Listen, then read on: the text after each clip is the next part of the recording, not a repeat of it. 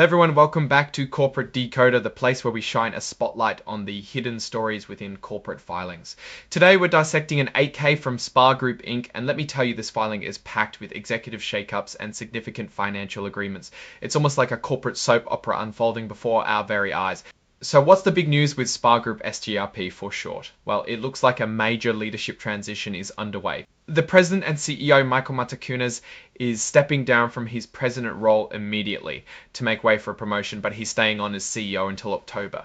After that, he's retiring. To smooth this out, the company signed a transition agreement with him. Now, for the juicy part of this agreement, the company is paying Matacunas a cool $2 million as a retention bonus. On top of that, his stock options are sticking around and he can exercise them for 3 years after he leaves.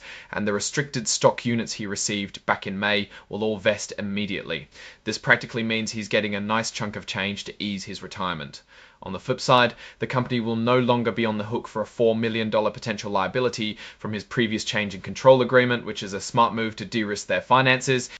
As Matacunas steps down from president, William Linan is moving up from his global strategy and growth officer position to take over as president.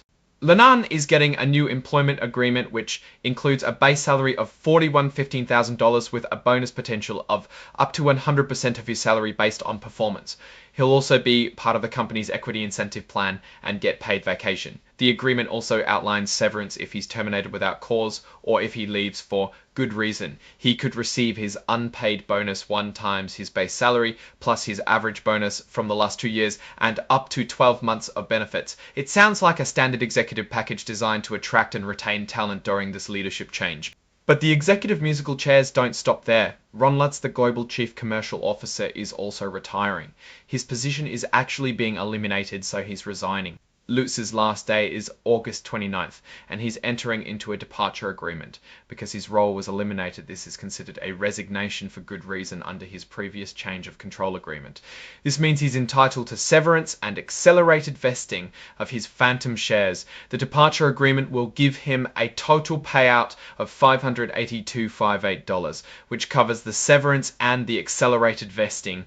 But here's a twist, he's not completely out the door. He's also signed a consulting agreement to provide executive and organization consulting starting in September for executive and organization consulting starting in September for $1,500 a month. So he's cashing out and then providing his expertise as a consultant. And finally, Corey Belzer, the global chief operating officer, is also retiring as her position is being eliminated. Similar to Lutz, Belzer's last day is August 29th, and she has a departure agreement and a release of claims. Her situation also falls under her amended and restated change of control agreement because her position elimination is considered a resignation for good reason. She's set to receive $87,1405, which again includes severance and accelerated vesting of her phantom shares. These agreements are pretty standard in situations like this, where key executives are moving on, especially when their roles are being restructured or eliminated.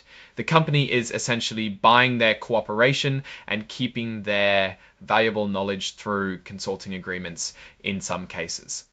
Now, the filing includes a standard forward-looking statement section. This is basically a disclaimer telling investors that future results might not be exactly what the company expects. They list out a bunch of risks like collecting termination fees, potential non-compliance with NASDAQ rules, and the impact of selling subsidiaries which could affect revenues and earnings. It's pretty dense with legal jargon, but the core message is that the company operates in a dynamic environment and there are many factors that could impact their performance.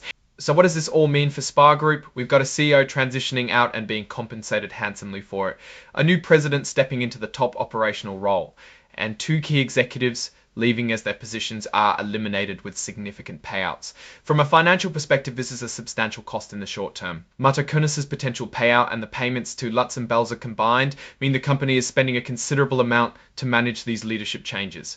The elimination of positions suggests a potential restructuring or a shift in strategic direction for the company. When companies eliminate senior roles, it can signal a move towards leaner operations or a refocusing of core business activities. Linan's appointment as president is a critical one. His success in this role will be key to navigating whatever strategic shifts are in play. His compensation structure with a significant bonus component tied to performance means he'll be incentivized to drive results for the company. The effectiveness of his leadership will be a major factor in SPAR Group's future performance. Overall, SPAR Group appears to be making significant changes at the top. The payouts to the departing executives are substantial, but they also serve to mitigate future liabilities and potentially secure valuable expertise through consulting. The strategic implications of eliminating the COO and Global Chief Commercial Officer roles are significant and will likely shape the company's future operations and market approach. We'll have to keep a close eye on their future filings to see how these changes play out in their financial performance and strategic execution. Now, looking at these changes in a broader context, SPAR Group operates in a competitive market. Executive turnover and restructuring can be signs of a company adapting to market pressures or attempting to reignite growth. The increased costs associated with these transitions, while significant, need to be weighed against the potential long-term benefits of a strengthened leadership team and a more focused business strategy. The large payouts are definitely noteworthy, and investors will be watching closely to see if these changes lead to improved operational efficiency and profitability. What's your take on these executive moves and the financial implications for SPAR Group? Do you think these changes will steer the company in the right direction? Let us know your thoughts in the comments below. If you found this deep dive valuable, please give this video a thumbs up and subscribe for more. Don't forget to join our Discord community for more discussions like this, linked in the description. Thanks for watching, and we'll see you in the next Decode.